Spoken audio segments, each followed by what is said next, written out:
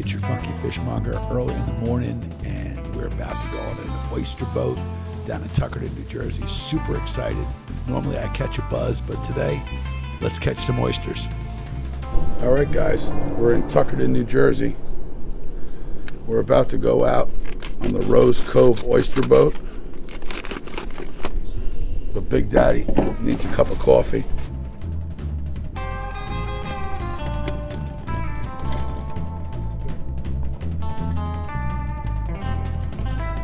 All right, guys, welcome back. Fishmonger, we're going on a boat today. This is it Captain?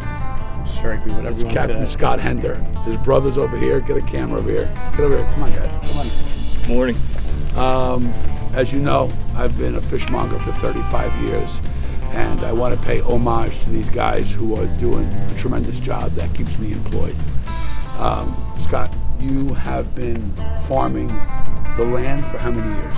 20 plus years. 20 plus years. Okay. And how long have you been farming the briny deep? About 10 years. About 10 years. Okay. What was the transition?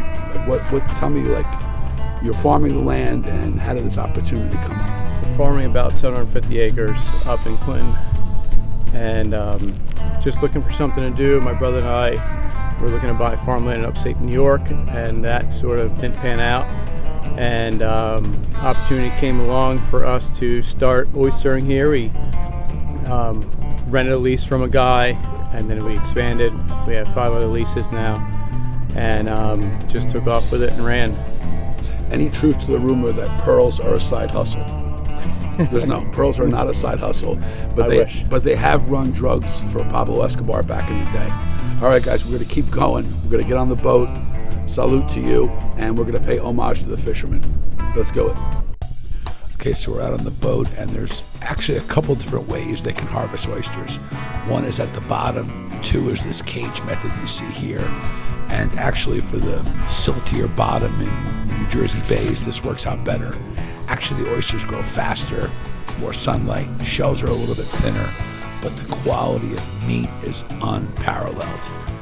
I'm not gonna lie to you, I was working my ass off. They had me grading oysters all day, and if I'm being totally honest, I will never pick up another bag of oysters again without thinking twice about the blood, sweat, and tears that went into this.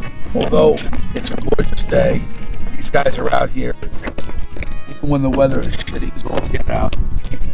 And I just want to let you know that we're counting down a dozen or more oysters. I want to let you know that hard work involved. And I gotta be honest with you, this is my first time ever on an oyster trip situation, and I've already gained new respect now instead. Before the day was over, we harvested over 4,000 oysters. Yeah, I'm a mother shucker. Anyway, the only thing I kept thinking to myself is, when am I gonna eat one of these beauties? Now, it's not because I'm just kind of chubby. Something about this sea air that just makes this guy lust for oysters. Is this big of a kid? I'm not sure. This guy actually sold one of these 75. I had to take that. I didn't sell him for it. Any oyster tonight, Jack? You know what I mean? So it's literally just find the right size. This is that perfect size. Just a perfect look. I mean, look at the shell. I mean, it's just, I know it's cliche as well get out, but we're literally on the water. And it's a perfect oyster, guys. A salute. What's nice about this oyster is, of course, it's super briny. It's got great texture to it. It's got a little bit of a bite. And this is just a perfect shell. By the way, throwing oyster shells back into the water actually promotes oyster growth. I'm not sure it's true, but I read it online. A few times, try to get a little mud off. Yeah, we're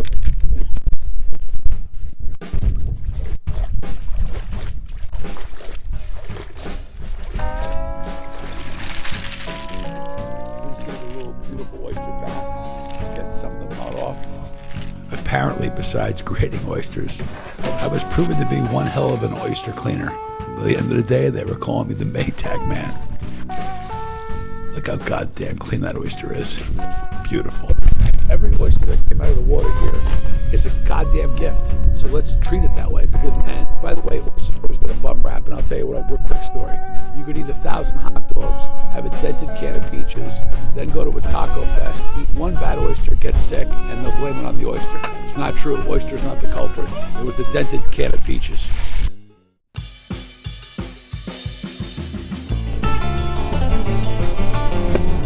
I want to show you something here. Years ago, or even till today, when the oysters are grown on the bottom, they could actually get some. We don't have any really weird shaped oysters here. They're kind of elongated and they're kind of hard to open. But yeah, that's a little bit. That's not bad. But what's nice about it, when they're in the bags, they're actually chipping themselves into this really gorgeous shape.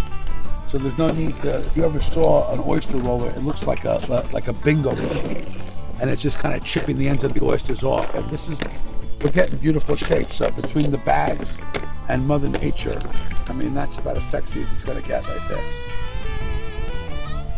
We were talking about the hazards, weather of oyster fishing.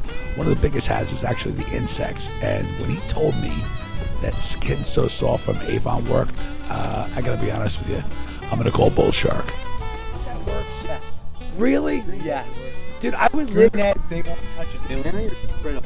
Really? Yes. I would wear toxic waste. If you told me it was a car station, I wouldn't get bit by a greenhead. Because honestly, it's Green heads will land on you and fly off. They won't touch it. Okay, guys, you heard it here. Skin So Soft by Avon. Listen, when the Avon, is it Avon, right? Avon, yeah. When the Avon lady comes knocking, let her in for God's sakes. Just buy the Skin So Soft. But just don't say it out loud because it sounds creepy. Is this all your area? This goes out. You see, as far as the floating bags are that way. As far as the foot bags go out. Yeah. You don't hit them all in one bag. No, I have no idea. No, so we'll do. How many rows will you normally do? And if you do a line and a half in a day, you're doing well. As our workday came to the close, I'm not gonna lie to you, I was pretty tired, but I had a great time watching Scott and Matt just do a tremendous job with Mother Nature, harvesting some beautiful oysters. It's good for the environment, it's good for business, and I want to thank these guys from the bottom of my heart. I had a great time. Now, they did kick me off the boat for eating too many oysters, but I hope they'll forget, because I think I'm going out next week. And we'll see you on some other trips as well. Your Funky Fishmonger is saying, good night, sweetheart. Please no. Please no. Oh,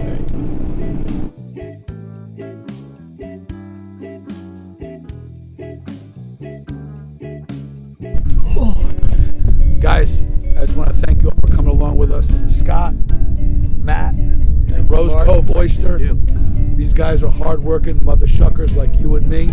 We're going to the docks now. We're going to cook some of these oysters. Gentlemen, thank you very much for having us. Our pleasure. I hope we weren't too much of a hindrance. Nope. Anytime. He's lying. He said anytime. You heard him. I'm coming out next week. We'll see you guys soon. Thank you so much for stopping by.